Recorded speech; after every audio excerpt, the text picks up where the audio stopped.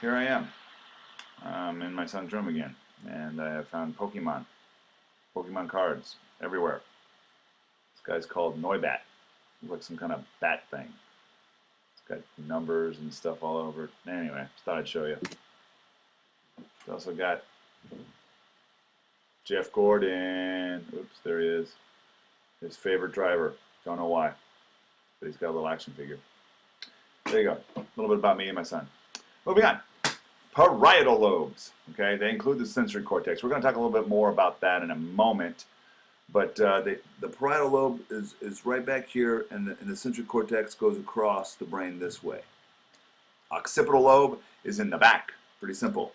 It is the part of the brain that deals with sight, okay, visual information. And of course, the right eye goes in and crosses over to the left side of the cerebral cortex, and vice versa with the other eye. So important to remember that.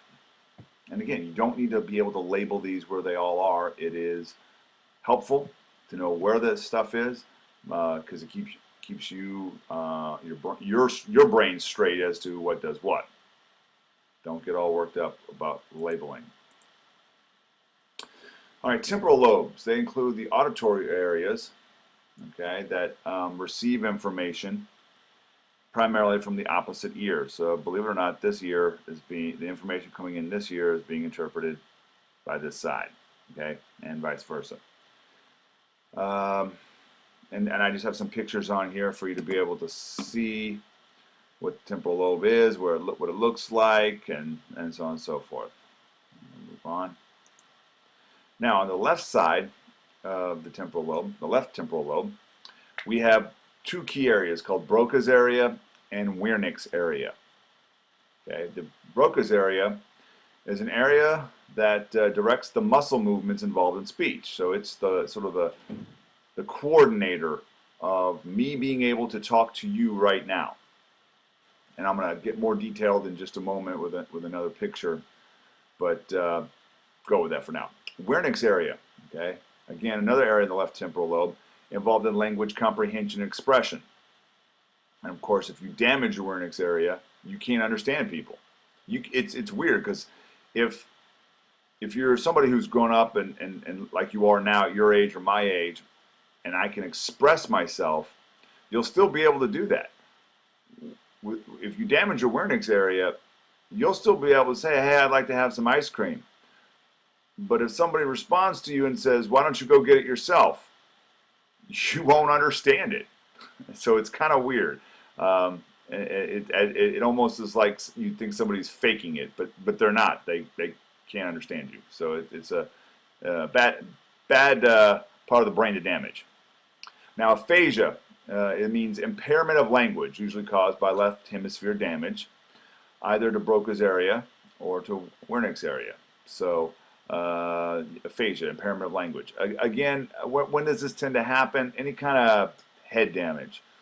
A lot of lawyers and doctors will talk about motorcycles as donor cycles because what goes on with the head when you fall off a motorcycle can be pretty traumatic. It can kill you, and so it doesn't really mess up the rest of the body, but your brain is usually, injured in a severe way so that you can't live, and then the rest of your body from neck down is pretty good. So the organs are able to be donated to other people.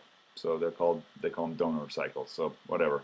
Anyway, I guess lesson of the day: wear helmets or don't ride motorcycles. Okay, and I think again I have another little section there of what goes on with Broca's and Wernicke's area, and they show right here where they are. So Wernicke's is more in the rear, and Broca's is more in the front of the brain. Now I'm going to talk about real quick. And this is going to be the last slide for this video. This is all the parts that go into just reading this slide. For me to be able to read this slide out loud to you, this is what has to go on. So if you look at number 1, visual cortex, I got to receive the written words as visual stimulation. I got to look at it, and they're basically just symbols. Okay, just like any kind of, think of any language that you don't understand, and there's just symbols. I just know, of course, at this point, what those symbols mean. But these symbols are coming in, that V. Look at the V next to the number 1. It comes in. I got to see it. If I can't see it, I can't read it. 2, you don't really need to worry about the angular gyrus too much. I'm just trying to show you an example here, but it is a part of the brain that transforms visual representations into auditory code. So what does that mean? Think of the V. Just because it is a symbol doesn't mean it means anything. There's all kinds of symbols out there that don't have sounds that go with them. But V we know is V. V. We don't think of V as grr. Okay. The angular gyrus is putting that together so that in my brain I see the V and I know the sound that goes with it is V. So I can start to form the word visual. Then you have 3, Wernicke's area. It interprets the auditory code. So it's going to take all those letters together, the V, the I, the S, the U, and the A, and the L, and it's going to interpret. It's going to go, oh, those 6 letters together are visual. What does that mean? Okay, so it's going to interpret. It's going to be able to create a word out of symbols, sort of a bigger symbol. 4, Broca's area controls speech. Okay, speech muscles via the motor cortex. So its job is to coordinate all the parts of my my jaw, my lips, my tongue, how I'm going to start to form that letter so I can read the slide to you. Okay, and then the motor cortex, which again goes across your brain, it's going to actually be the part of the brain that moves the muscles, that triggers the muscles to move.